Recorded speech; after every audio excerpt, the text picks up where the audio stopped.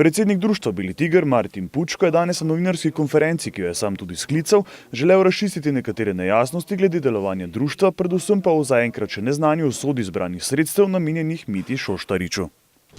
Ne vem, če sicer imam zraven, lahko vam jo tudi pošljem. Mi smo tudi napisali pogodbo o sodelovanju. Starši je niso hoteli podpisati.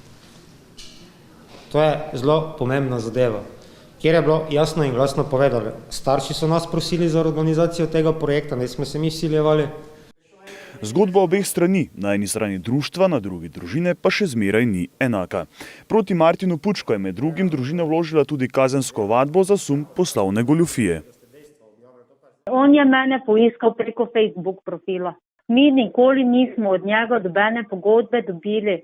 Jaz sem samo dobila pogodbo to za tistih 1800 evrov, kaj smo jih dala na roko, druga pa nismo nič dobili od njega. Na dobrodelni prireditvi 7. januarja je društvo Beli tiger za Mitjo skupaj zbralo 15 384 evrov, po odbitku vseh stroškov za koncert je za Mitjo ostalo 11 116 evrov in 70 centov. Kljub vsemu z denarjem, ki je bil predviden za nakup avtomobila, le tega še niso kupili. Starši so imeli do 31.1.2018 čas, da nam predložijo predračune. Mi jih nismo dobili. Mi smo v tem času, mislim, da sem to celo gospe vaši pošiljal na mail, mi smo pred zaključkom 31.1.2018 dobili predračun iz Revoza Novo mesto. Dečki so odreagirali v 3 ali 4 dneh, celo Francijo klicali, celo glavno direktorico za to predelavo. Tisti avto je bil 5000 evrov cenejši. Mi smo to staršem ponudili, ni bilo v redu. Nov predračun je Pučko prejel pred nekaj dnevi, vendar denar avtohiše še ni bil nakazan. Vmes je bila ena izmed predlaganih hitrih rešitev, nakazilo denarja družini, na kar pa društvo ni pristalo.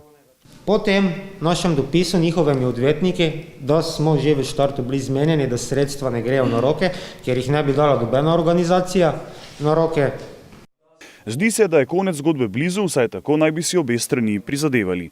Predračun nakazan še ni bil, potrdila oziroma dokaza o financah, ki tako rekoč le čakajo na transakcijo, Pučko danes s seboj ni imel. Po odgovoru odvetnika, ki naj bi s tem razpolagal, bo to možno dobiti v petek. Ne, mi bomo tudi vam predstavili, da je potek bil celoten v redu, glede na vso blatenje, kaj se je dogajalo. Imamo pa želje, tako sem vam rekel, za avtohišo smo mi v kontaktu. Jaz sem prejšnji petek dobil pogodbo, takoj sem jo dal našim pravnikom, ker ne poznamo avtohiše iz Ljubljane, da preverijo, če so zadeve resne.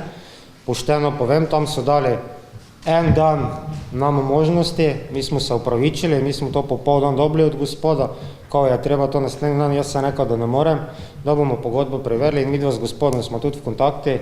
Jutri jaz tudi grem do tega gospoda, ga lahko pokličete, smo zmenjeni v Ljubljani in to zadevo definitivno mi želimo realizirati.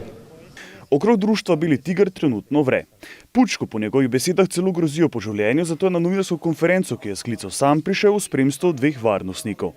Med novinarsko konferenco je želel uporabiti tudi na način, da bi iz prostora odvedla novinarja Vesnika, ki je sicer povsem profesionalno postavljal vprašanja.